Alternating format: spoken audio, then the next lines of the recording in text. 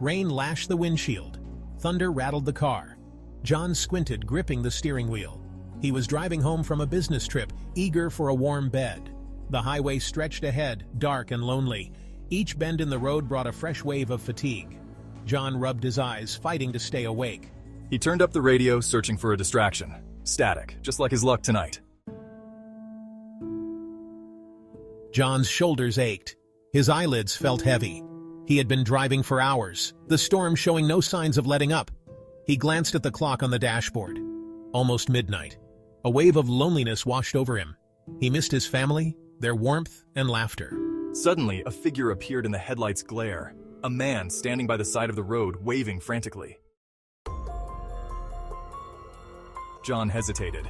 He wasn't supposed to pick up hitchhikers, company policy, but the man looked desperate. He pulled over, the engine sputtering in the silence. The man approached, his face hidden by a rain-soaked hat. "Thank you," the man rasped, his voice hoarse. "You're a lifesaver." He climbed into the passenger seat, bringing with him a strange, musty smell. "Where are you headed?" John asked, trying to sound casual. Mumbling, "A town called Ravenscroft." The man mumbled a name, a town John had never heard of. He tried to make conversation, but the hitchhiker only offered short, cryptic answers. "So, what brings you out here tonight?" "Just needed to get away." John felt a shiver run down his spine. Something wasn't right. The man's gaze lingered on him, cold and calculating. A bolt of lightning illuminated the car, revealing the hitchhiker's face. It was gaunt, almost skeletal, with eyes that seemed to burn with an unnatural light. He began to talk, his voice low and menacing. "There's a curse, passed down through generations. A curse I'm desperate to be free of." His eyes gleamed with a sinister light, and a cruel smile played on his lips. "You helped me. Now you must carry it." John slammed on the brakes, his heart pounding. He turned to face the hitchhiker, but he was gone. The passenger seat was empty. John was alone. The storm raged on, but a different kind of chill ran down his spine. He could still feel the hitchhiker's presence, hear his chilling words. What just happened?" He drove through the night, haunted by the encounter. He knew, with a certainty that chilled him to the bone, that he was not free. The curse had followed Story him number home. 2. Please, don't forget to subscribe. Thank you. With the sun setting behind me, I found myself driving down an old, forgotten highway that wove its way through desolate plains and tangled woods. I'd taken this route before, one that had lost its luster and was mostly bypassed by the newer interstate now. My mind was set on reaching the next town before night fully descended, but as twilight gave way to darkness, my car's engine made a sputtering noise and coasted to an unexpected stop. I nearly cursed aloud, frustration and a twist of fear wrapping around me. The isolation of the road pressed in. But then, in the faint glow of my car's dome light, I spotted a solitary figure up ahead, standing on the shoulder of the road. He was hitchhiking, though his presence on such a desolate road seemed impossibly odd. He wore a heavy, old-fashioned coat, despite the mild temperature. Even from a distance, I could see he was soaked with perspiration. Or was it possibly something else? For reasons I couldn't quite pinpoint, a shiver ran down my spine, but it seemed like some kind of providence that he should be there when my car stopped. Against rational thought, I felt compelled to offer him a ride. I approached him cautiously. "Need a lift?" I called out, forcing a friendly expression on my face. "Yes, please." "Very kind of you," he replied, his voice low and filled with a sort of hollow resonance.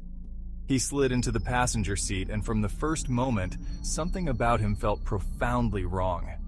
Maybe it was his overly pale skin, or the way his eyes seemed to bore into mine in the dim light. But in that fleeting second, I decided it would feel more awkward to send him back out into the night, rather than to just drive him a few miles down the road. We drove in an uneasy silence, the engine hum now our only companion. The hitchhiker provided no destination, just the elusive keep driving. "I'll let you know when we get there." Unease gnawed at my insides, and before I realized it, my fingers were idly tracing the scar on my left wrist, a nervous habit I'd long since broken. I attempted to break the silence. So, where were you headed before things went south? An innocuous enough question, or so I thought. He turned his head slowly to look at me, his dark eyes empty yet disturbingly fixed on mine. "Home," he said, his voice barely a whisper, and somberly added, "But it's been a long, long time since I've seen it." My pulse quickened. The road stretched ahead in an unbroken line of headlights slicing through the pitch black. His cryptic answer sat uncomfortably in the air between us. "Where's home?" I ventured, forcing a casual tone. "Just ahead," he repeated, offering no further explanation. Minutes dragged on as I drove, long enough for the hairs on the back of my neck to begin to prickle. My attempts to make small talk were met with silence until I realized my left wrist, the one with the scar, had begun to warm and tingle. I glanced down only to see a thin trickle of blood seeping through an old, nearly forgotten wound. Panic flared, but I kept my eyes on the road, not wanting to reveal my fear. Abruptly, he leaned closer, uncomfortably close, his breath stale and cold against my cheek. "You should know," he murmured, as though sharing a secret. "I walk these roads to remind people like you." "Remind me of what?" I asked, feeling my breath quicken. He reached a pale hand towards my wrist, and that cold dread deepened into a spine-tingling terror. "Of the promises you made. The ones that can't be forgotten," he said, his grip tightening painfully. I pulled away sharply, adrenaline flooding my veins. "What are you talking about?" But he had already leaned back into his seat, his face shrouded in shadow now, eyes closed as though he'd drifted into sleep. I dared not speak again, urging the car forward, my knuckles white against the wheel. Just when I thought the nightmare would never end, I saw the faintest light up ahead, a gas station. Relief surged through me as I pulled in abruptly, but when I turned to tell the hitchhiker we'd arrived, he was gone. The passenger seat was empty. No indentation from where he had sat, only a lingering chill. I shook with an inexplicable dread, but part of me feared to look closer. It was only after I'd refueled and stopped to gather my nerves inside the gas station that I noticed a small note, discolored with age and pinned under my left windshield wiper. "Promises forgotten await your return," it read in flowing old-style handwriting. From that night on, with every red sunset and encroaching twilight where that remote highway callously wound its way through, I kept my gaze fixed ahead, always straining to glimpse any figure that might come to collect reminders, fearing the curses that dwell on roads abandoned by comfort and reason.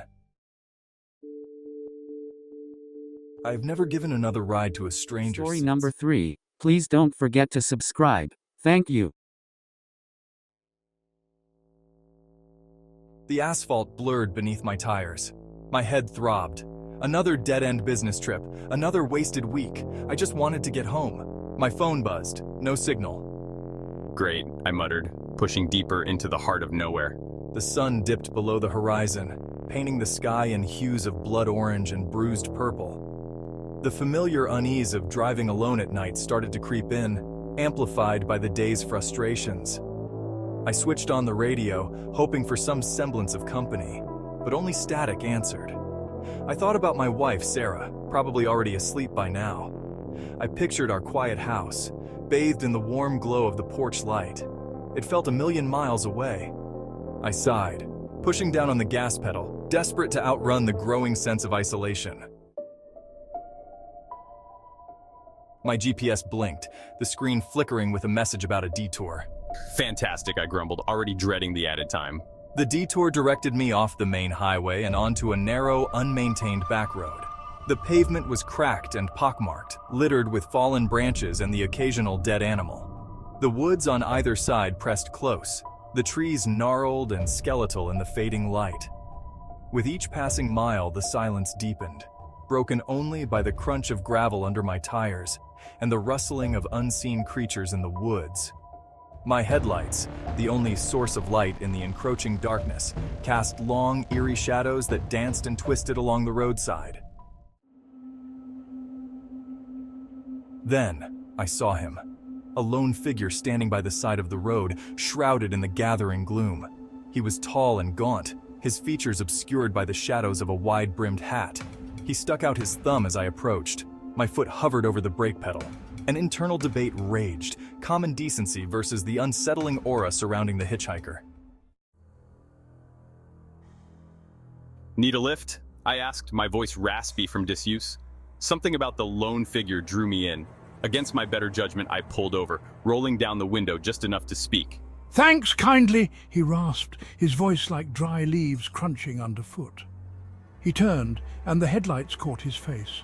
It was a roadmap of hard living, etched with countless lines and shadowed by the brim of his hat. His eyes, though, those were what truly unsettled me. They were cold, calculating, and seemed to bore into me with an unnerving intensity. He tossed a battered duffel bag onto the back seat and settled into the passenger seat. The interior of my car, usually filled with the comforting scent of old leather and pine air freshener, now seemed to hold the man's presence.